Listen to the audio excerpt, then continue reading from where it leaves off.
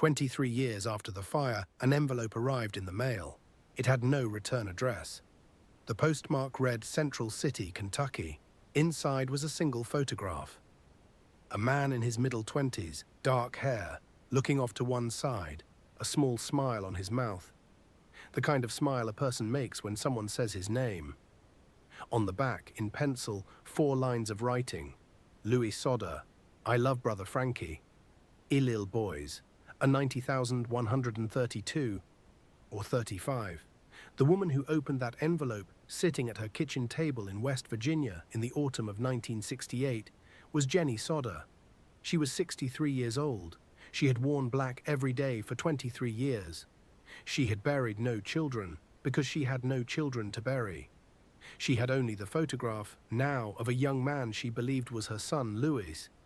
10 years old when he disappeared, would have been 33 years old in this picture.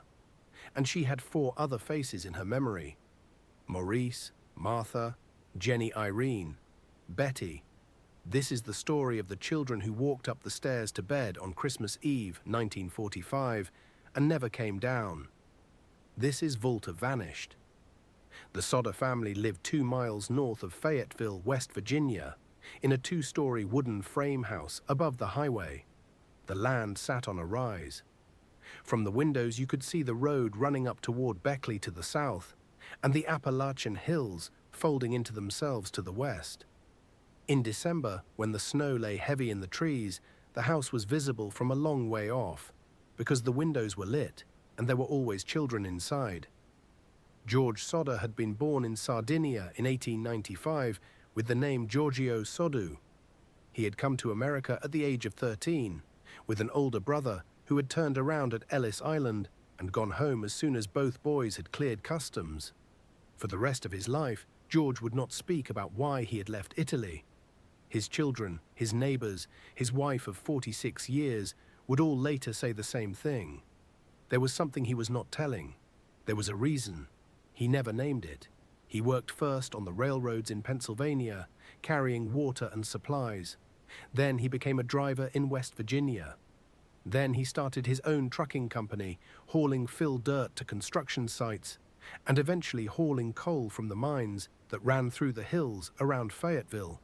He married Jenny Cipriani, a storekeeper's daughter from nearby Smithers, in 1922. They settled in Fayetteville, which had a large Italian immigrant population, and they had 10 children. By the standards of the place and the time, they were prosperous. They owned the trucks. They owned the house. The children went to school in proper clothes. One local official would later describe them as one of the most respected middle-class families in town. George had strong opinions, and he was not shy. In particular, he despised Benito Mussolini, and he said so loudly. This had cost him friends in the Italian community in Fayetteville, where the older immigrants from the south of Italy still kept some loyalty to the old country, and where the politics of the old country traveled across the Atlantic in letters and in newspapers and in the stories told at funerals. Mussolini fell from power in 1943 and was executed in 1945. By the autumn of that year, the war was over. But the hard feelings George had made over Mussolini did not all go away. Some of those hard feelings, those quiet resentments, those debts not yet collected, would walk up the road to the Sodder house in October of 1945. In October 1945, a life insurance salesman came to the Sodder house. He sat at the kitchen table and offered George a policy. George refused. The salesman, when George refused, did not get up and leave the way a salesman normally does. He looked at George and he said this: "Your house is going to go up in smoke. Your children are going to be destroyed." He told George this would be on account of, in his words, the dirty remarks George had been making about Mussolini. Then he left. A different visitor, who came to the house ostensibly seeking work, walked around to the back of the house, where a man seeking work has no business going, and pointed at the 2 fuse boxes mounted on the wall, and told George that they would cause a fire someday. George was puzzled by the remark. He had recently had the entire house rewired when an electric stove was installed. The local electric company had inspected the work afterwards. They had certified it safe. There was nothing wrong with the fuse boxes. He thought about the visitor for some time afterward. In the weeks before Christmas, the older Sodder sons noticed something else. A car, unfamiliar, parked along the main highway through Fayetteville. The men inside it sat and watched. They watched the road. They watched the house. They watched the younger Sodder children as they walked home from school. George Sodder, in October and November of 1945, was a man being warned. He was warned by a man who came to sell him a policy. He was warned by a man who came pretending to need work. He was being watched by men in a car. Whether he understood what he was being warned about, we do not know. Christmas Eve 1945 came on a Monday. The snow had been falling for 2 days. The roads were quiet. The town of Fayetteville was small, and on Christmas Eve, with the war just ended, with husbands and sons just home from Europe and the Pacific, the streets were closed early. The lights came on in the houses along Route 16. Marion, the oldest daughter, 19 years old, had been working at a dime store in downtown Fayetteville. She came home in the evening and surprised 3 of her younger sisters, Martha, who was 12, Jenny Irene, who was 8, and Betty, who was 5, with new toys she had bought as gifts. The little ones were so excited that they asked their mother if they could stay up later than usual. Jenny agreed, on the condition that the 2 older boys, still awake, 14-year-old Maurice and his 9-year-old brother Louis, would remember to put the cows in and feed the chickens before going to bed themselves. George and the 2 oldest sons, John, who was 22, and George Jr., who was 16, had spent the day working with their father and were already asleep. Around 10 o'clock at night, Jenny carried Sylvia, the youngest at 3 years old, upstairs to bed with her. The other children stayed downstairs. The Christmas tree was lit in the front room. The radio was off. Marion lay on the couch, and Morris and Martha and Louis and Jenny Irene and Betty were still up, in pajamas now, playing with the things Marion had brought home. The phone rang at 12:30 in the morning. Jenny woke up and went down to answer it. The voice on the line was a woman's. Jenny did not recognize it. The woman was asking for a name Jenny did not know. Behind her, Jenny could hear the sound of laughter and the sound of glasses clinking together. Jenny told her she had reached the wrong number. The woman laughed in a way that Jenny would later describe as a weird laugh. Jenny hung up. As she walked back through the house, she noticed 2 things that were not right. The lights were still on. The curtains were still open. These were 2 things her older children always took care of when they stayed up after their parents had gone to bed.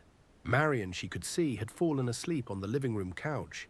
Jenny assumed the others, the ones who had been downstairs playing with their new toys, had finally gone up to the attic where they all slept. She closed the curtains. She turned off the lights. She went back to bed. About half an hour later, near 1 in the morning, she heard something hit the roof of the house. It was a loud bang, then a rolling sound as if the thing were rolling down the slope of the roof.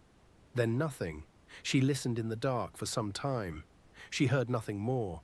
She went back to sleep. She woke again, maybe half an hour after that. She smelled smoke. When she got out of bed and went down, she saw that the room George used for his office was on fire. The flames were around the telephone line. They were around the fuse box. She would later remember the exact placement of the flames because it would matter. The flames were not in the wiring of the house. They were not in the walls. They were specifically around the telephone line. They were specifically around the 2 fuse boxes the visitor in October had pointed at when he came to the back of the house pretending to seek work. She woke George. George woke the older boys. 6 members of the Sodder family escaped from the burning house that night. George, Jenny, Marion, Sylvia, who Jenny carried down, John, George Jr. They stood in the snow outside the front of the house and they yelled up at the upstairs windows. They yelled the names of the 5 children still inside. Maurice, Martha, Louis, Jenny Irene, Betty. There was no answer. The stairway inside the house was already aflame. They could not go back up. What followed for the next 45 minutes is a sequence of small events, each one strange in isolation, and only when they are placed beside each other does the shape of the night begin to become clear. The phone in the house did not work. Marion ran in her bare feet down the road to a neighbor's house to call the fire department. A driver passing on the road had also seen the flames, and he stopped at a tavern to call. The phone in the tavern was broken, or he could not reach the operator. Eventually, one of them, the neighbor or the passing motorist, was able to reach the fire department from a phone in the center of town. The water barrel that the family kept against the side of the house was frozen solid. The ladder. There was always a ladder leaning against the side of the house. It was used to get to the second floor and the attic. The ladder was not there. It was not where it should have been. They could not find it anywhere near the house. George, in his bare feet, in the snow, tried to climb up the outside wall of the house to reach the children's bedroom window. He broke a window. He cut his arm open on the glass. He could not climb high enough. He tried to drive his trucks up to the house. He had 2 trucks parked in the yard. They were the trucks he used in his business. They had worked perfectly the day before. Neither one of them would start. The fire department, when they finally arrived, did not arrive that night at all. They arrived after dawn. The wartime manpower shortage meant the small Fayetteville department relied on a phone tree of individual firefighters calling each other. Chief F.J. Morris could not drive the fire truck himself. He had to wait for someone else. By the time anyone reached the Sodder house, the house was a hole in the ground. It had collapsed in 45 minutes. The 6 surviving members of the family stood and watched it burn until there was nothing left to watch. The next morning, the fireman and the chief looked through what had been the basement of the house. By 10 in the morning, Chief Morris told the Sodders something they would think about for the rest of their lives. He told them they had not found any bones in the ashes. None. He explained this by saying the fire had been hot enough to completely consume the children's bodies. There were several problems with this explanation. The household appliances were still in the ash, and they were still recognizable. Pots, pans, parts of a stove, fragments of the tin roof. A house fire that completely consumes 5 human bodies down to the powder does not leave you a recognizable saucepan. The temperatures involved are different by an order of magnitude. Modern fire investigators who have looked back at the case have all said the same thing. The Fayetteville search was cursory. They looked for an hour or 2. They walked through the ash. The basement was full of ash and debris, and no one excavated. No one screened. No one sifted. They just looked. Jenny, in the months that followed, would burn small piles of animal bones in her own yard. She wanted to know how hot a wood fire had to be, and how long it had to burn to consume bone. She never got bones to disappear. She also spoke to an employee of a local crematorium. He told her this: to consume the bones of an adult human, a crematorium has to burn the body at 2,000 degrees Fahrenheit for 2 hours. A house fire of 1 or 2 hours does not approach those temperatures, and a house fire that does not approach those temperatures leaves bones behind. A coroner convened an inquest a few days after the fire. The inquest ruled the fire an accident caused by faulty wiring. Among the jurors who returned that ruling was the same man, the life insurance salesman, who had told George Sodder 2 months earlier that his house would go up in smoke and his children would be destroyed. Death certificates for Maurice, Martha, Louis, Jenny Irene, and Betty Sodder were issued by the state of West Virginia on December 30th, 1945. George and Jenny did not believe the certificates. Even at the funeral on January 2nd, 1946, they did not attend. They could not bear to. In the months that followed, while they mourned and while their lives slowly began to function again, the Sodders began to find things that did not match the official story. They wondered why the Christmas tree lights had stayed on through the early stages of the fire. If the fire was electrical, those lights should have been the first thing to go out.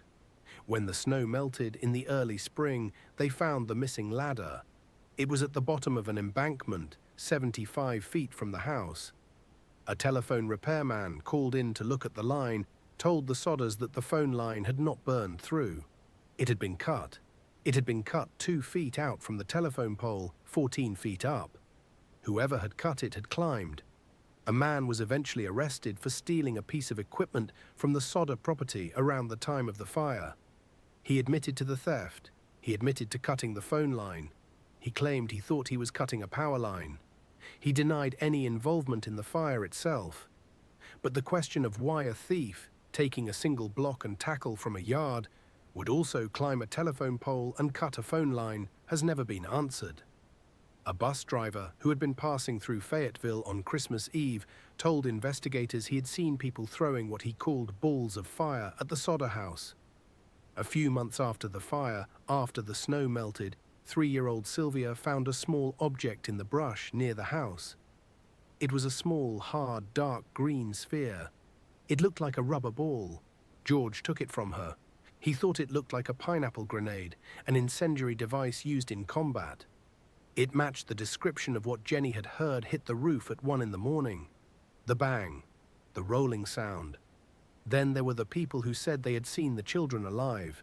A woman who had been watching the fire from the road that night said she had seen some of the Sodder children peering out the window of a passing car as the house burned.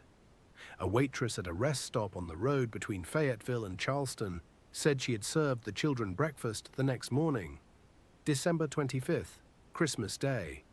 She remembered them clearly. She also remembered there had been a car in the parking lot with a Florida license plate.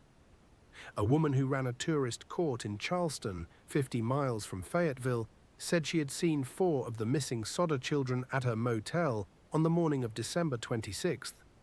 They were with 2 adults. The adults were speaking Italian. She thought it was strange enough that she called the police. The police did not come for several days.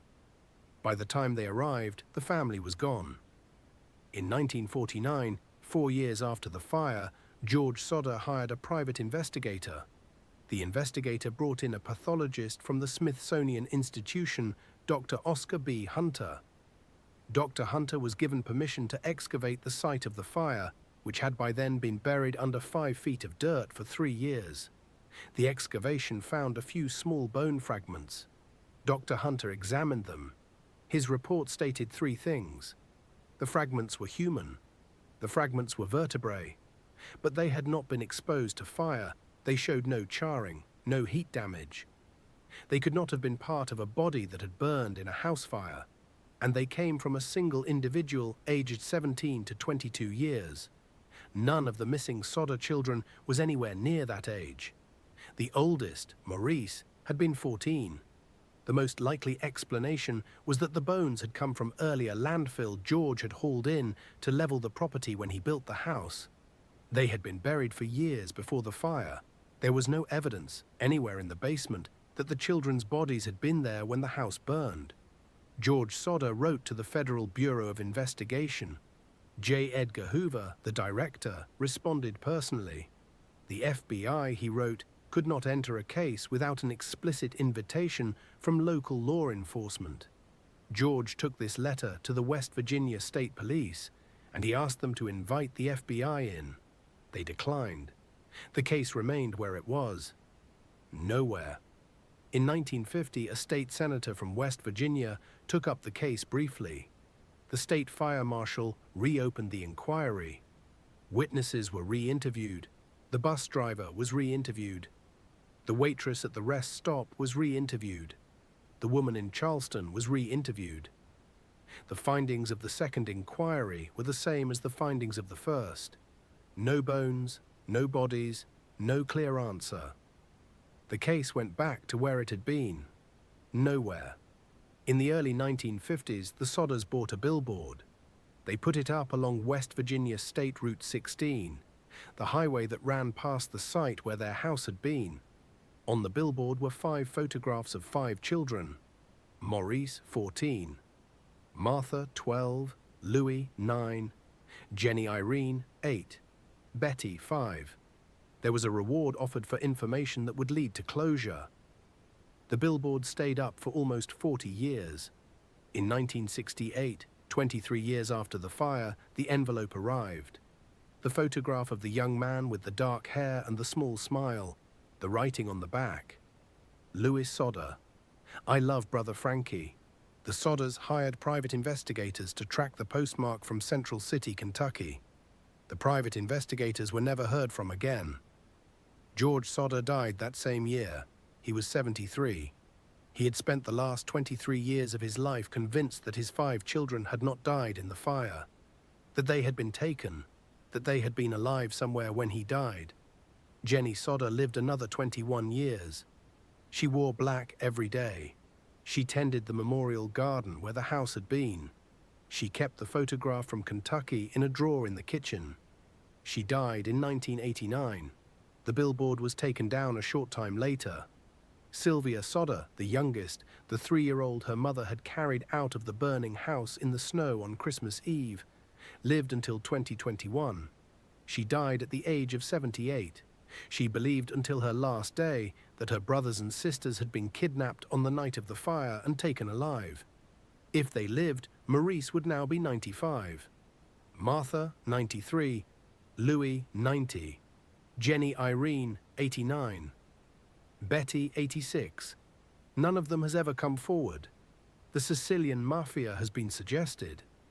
The retaliation theory is that George's outspoken anti-fascism, his dirty remarks about Mussolini, drew the attention of organized crime, and that the children were taken either to silence him by threat or because he was thought to know something he did not know. There is suggestion in the Italian-speaking adults at the tourist court, in the watching car, in the threats from October. There is no proof. The faulty wiring verdict has been suggested. The argument is that the fire was an accident, that the children did die in the house, that the apparent absence of remains was simply the limit of what the cursory 1945 search could find, and that everything else, the ladder at the bottom of the embankment, the cut phone line, the bus driver who saw the men throwing balls of fire, the waitress who served the children at dawn, the woman in Charleston who heard them speaking with Italian-speaking adults, was the family's grief reaching for an explanation other than the worst one. There is suggestion. There is no proof. What we have is what is documented. The phone rang at 12:30. A woman's voice, clinking glasses, laughter, wrong number. The lights were on, the curtains were undrawn, Marion was asleep on the couch. At 1 in the morning, something hit the roof of the house. There was a loud bang. There was a rolling sound. Half an hour later, the house was on fire. The phone was dead. The water barrel was frozen. The ladder was gone. The trucks would not start. The fire department did not come. By morning, the children were not there. There were no bones in the basement. There was a green rubber sphere in the brush. There was a phone line that had been cut by someone who had climbed a pole. There was a ladder 75 feet from where it should have been. There was a witness who said she had seen them in a car. There was a waitress who said she had served them breakfast. There was a woman in Charleston who said she had seen them speaking with men who spoke Italian. In 1949, the bones in the ground were not theirs. In 1968, an envelope arrived. We do not know what happened to the Sodder children. We may never know. We know that on Christmas Eve, 1945, in a wooden house above the highway near Fayetteville, West Virginia, a family of 9 settled into bed. The lights of a small Christmas tree could be seen from the road. By morning, the house was a hole in the ground, and 5 of the children were gone, and they have not been found. You have been listening to Volta Vanished, the story of the Sodder children. If you want more like this, subscribe and follow us into the dark.